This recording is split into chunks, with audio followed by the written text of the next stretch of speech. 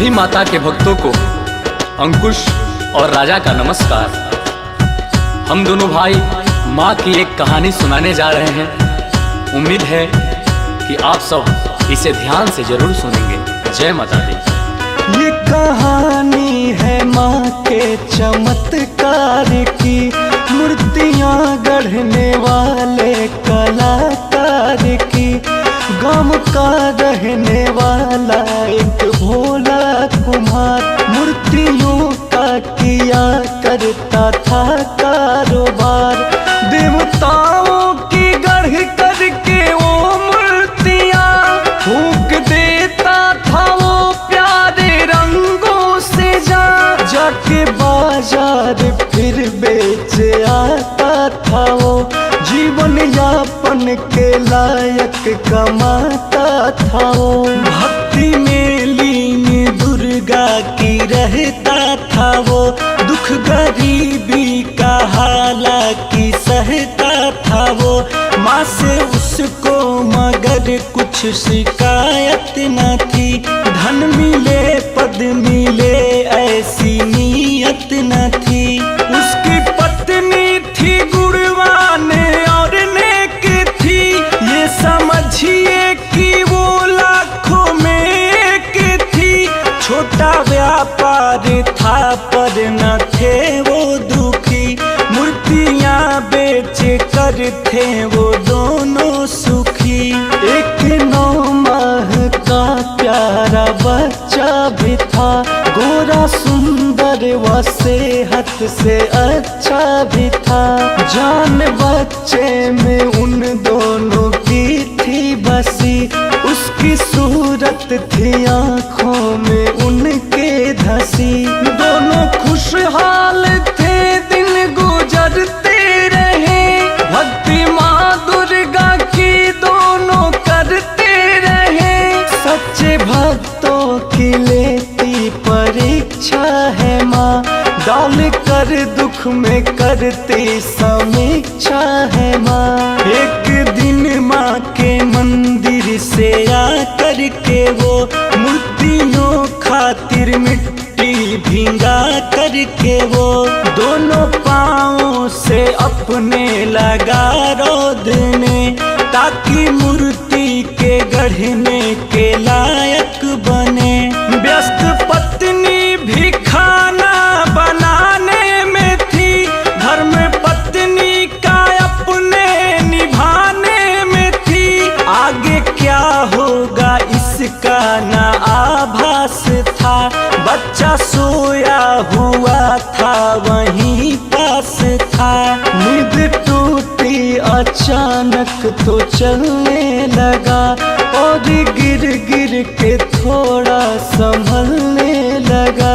रोदता मिट्टी उसका पिता था जहाँ, रेंगता रेंगता बच्चा पहुँचा वहाँ।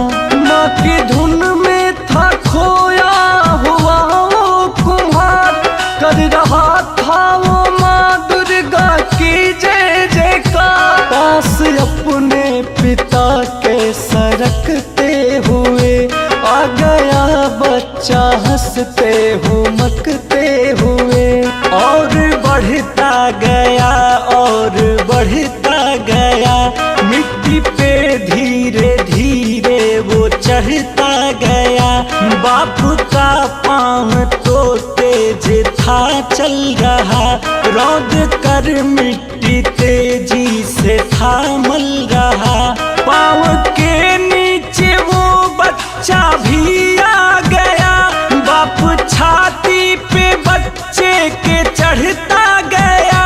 मिट्टी में सान डाला उसे रौंद कर, खून से हो गई लाल मिट्टी मगर। मर गया बेटा उसको पता न चला, एक कोमल बदन मिट्टी ही बन गया। रौंद कर वो तो मिट्टी बनाता रहा, और भजन शेरावाली का गाता रहा। टूटा माँ का उधर जब रसोई से ध्यान, हो चुकी घटना का घाट पर अपने बच्चे को पाई न जब, ढूंढने लग गई सारे घर में वो तब। जब न बच्चा मिला घर के बाहर गई, द्वार पे था जहाँ उसका शौहर गई। उसके पाँवों के नीचे गई जब नजर, गिर गई धरती पर जोर से चीख कर। हाय बच्चा मेरा, हाय बच्चा मेरा, टुकड़े में बट गया उफ कलेजा मेरा। रुक गया वो कुम्हार उसका तब टूटा ध्यान, हो गया उसको फिर सारी घटना का ज्ञान। वो भी रोने लगा मार कर सिर पे हाथ, और माँ दुर्गा से बोला रो कर ये बात। मैंने ही ले ली है अपने बच्चे की जान, जबकि मैंने लगाया था माँ तेरा ध्यान। आज भक्ति पे आए ना चिंता है ये, क्या कहूँ ये बता आज मैं पत्नी से। बोली पत्नी की अब ऐसा कर जाने दो, मेरा लौटाओ बेटा या मर जाने दो।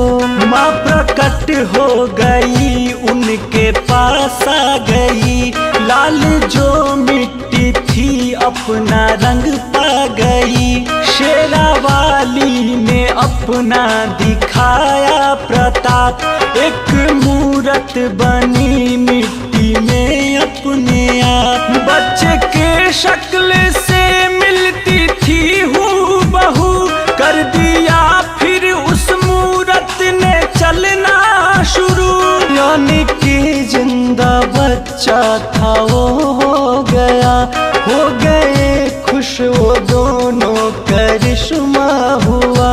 माँ ये कहने लगी कि तुझे आस था, दुख में भी तुझको मुझ पे ही विश्वास था।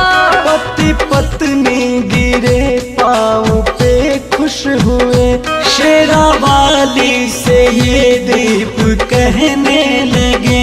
शेरावाली से ये दीप कहने लगे।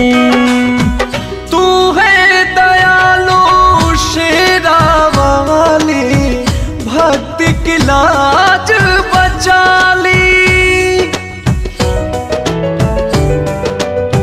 तू है दयालु शेरावाली, भक्ति की लाज बचा ली। तुझ पे है विश्वास हमारा और विश्वास रहेगा, आस पुराने वाली से ही सबको आस रहेगा। रख ले शरण में नौनिहाल को, लंबी उम्र दे मेरे लाल को। है माँ रख ले शरण में नौनिहाल को, लंबी उम्र दे मेरे लाल को।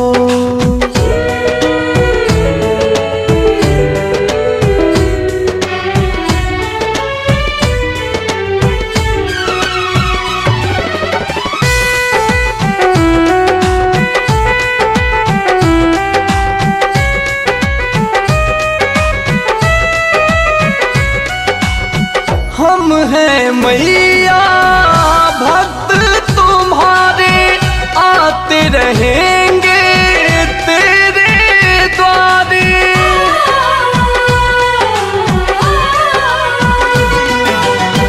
हम हैं मैया भक्त तुम्हारे, आते रहेंगे तेरे द्वारे। भक्ति का वर देते रहना, और न ज्यादा है कुछ कहना। हम हैं तेरी शरणों में मैया, बेटा भी है शरण में। हमें हारने मत देना तुम जीवन के इस रण में।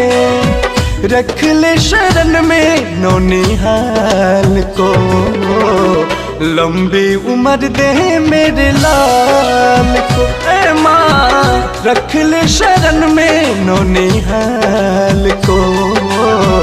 लंबी उम्र दे मेरे लाल को।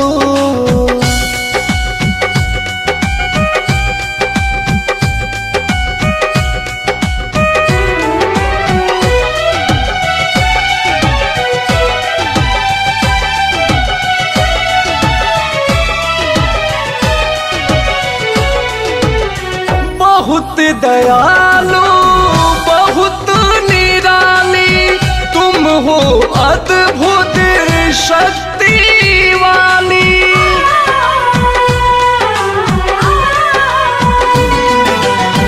बहुत दयालु बहुत निराली तुम हो, अद्भुत शक्ति वाली।